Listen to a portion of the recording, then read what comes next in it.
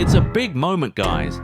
Goal 90 just turned 5 years old. From the first video drop to now, it's all thanks to you, our YouTube family. And to celebrate, we've got something special lined up.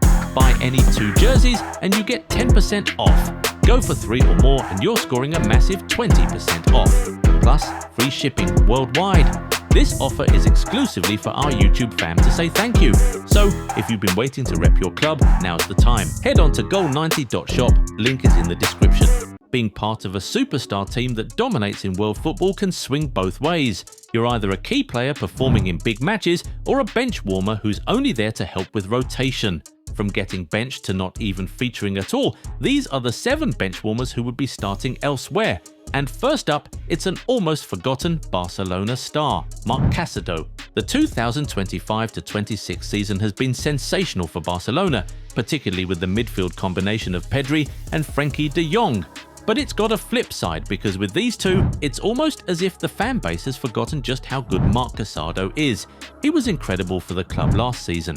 Marc Bernal was the academy talent everyone thought would be the next midfield star at the club. But after his ACL injury, it was Casado who made the spotlight his own. Technically, he could beat pressure from the opposition and has a top passing range. He was a warrior in that defensive midfield role. He's carried that form into this season. Against Getafe, he had a 100% passing accuracy with 37 out of 37 passes despite completing just 30 minutes on the pitch. But the sad reality is that Casado's minutes would be limited this season. With that De Jong and Pedri combo in midfield, he'll only get minutes either as a sub or in the games Barcelona need to rotate. You can easily see Casado starting in any other team in the league that isn't Barca or Real Madrid, the same with another baller they've got up top in attack. Ferran Torres. It's actually crazy when you realise Ferran Torres' role at Barcelona has for large part been a versatile backup in attack, particularly with his start to this season. In the 7 matches he's played for club and country, he's got 5 goals and 1 assist, including a goal contribution in 4 of his first 5 games in the league this season.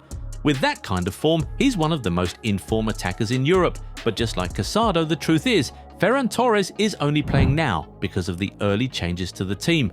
Last season it was Robert Lewandowski who got the nod in attack. He started the big games. Ferran Torres played his role either as a substitute or in the game where Lewandowski either needed to be rested or was injured.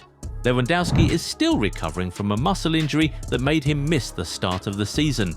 You just get the feeling that once he's up to speed, he'll be Hansi Flick's preferred option in attack. Would Ferran Torres start in any other team? It's an obvious yes. He's in a similar situation with PSG's number 9. He can score goals, but isn't exactly guaranteed a starting spot on the team. Goncalo Ramos. You've got to feel for Goncalo Ramos. He's a part of this PSG team. He scores goals. The only problem is how they come. Just days back, he was equaling a Kylian Mbappe record as the sub with the most goals in PSG's history with 16, and to be honest, it kind of sums up his PSG career.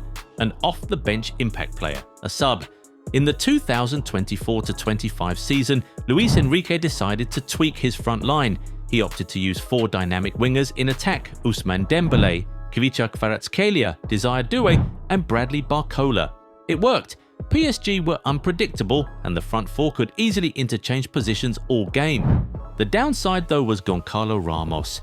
As a traditional number 9, he was often left on the bench. He played his part with 19 goals in all competitions last season, but it's pretty clear that it could have been more if he'd played more. Now there were rumours of Goncalo Ramos wanting a move away from PSG in the summer to get more game time as a starter, but nothing concrete happened. He's still at PSG. It just feels like a matter of time before he decides to leave. It's the same with a Real Madrid backup goalie who has somehow been cast deep into the shadows at the club again. Andriy Lunin. Just 2 seasons ago, Andriy Lunin was a key part of the Real Madrid team that won the double of La Liga and the Champions League. After starting goalie Thibaut Courtois tore his ACL, Lunin stepped up big time. He put in so many reliable performances that Madrid's emergency backup loan signing Kepa rarely got any minutes. Lunin was impressive, but as soon as Courtois came back, Lunin was back to a very familiar position. On the bench, it's been that way ever since. He only featured in cup games and has been fighting for a place alongside Courtois. In this case though, it's Lunin who chose to stay at Madrid. He signed a contract that runs until 2030, meaning he's content with remaining as a backup at Madrid.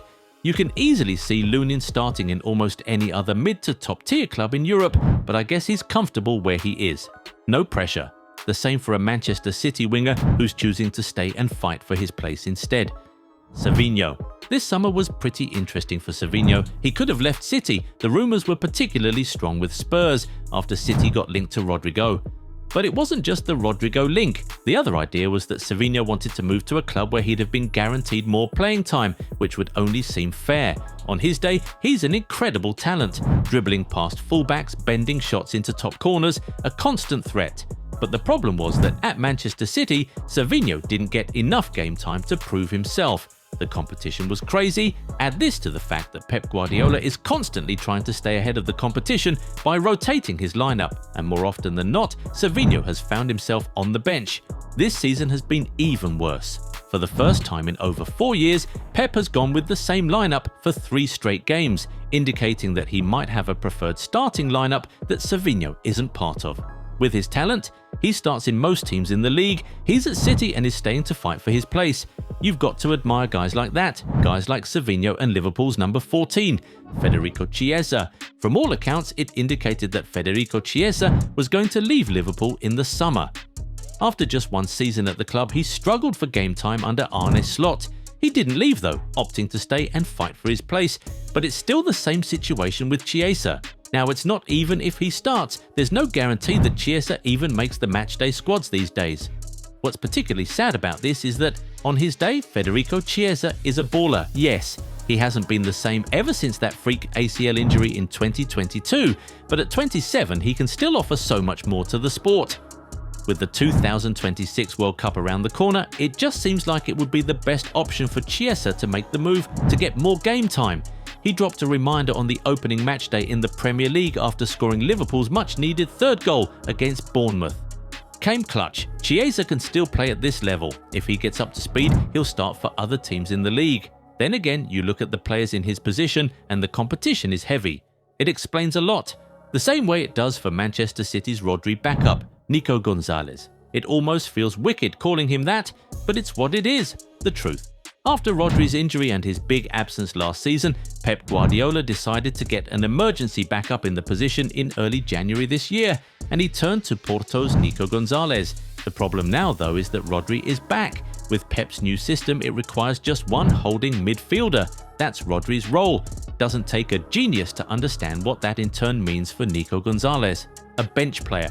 He'll play when Pep needs to rotate the squad, but in the big games, Rodri starts. Nico Gonzalez is more than just a backup. He was a key part of Porto's team before Pep and City signed him. If he does leave City in search of more game time, just like the others, you can see him starting regularly, even if it means a drop down in his choice of clubs. If you enjoyed this video, be sure to leave a like and hit that subscribe button for more awesome content like this.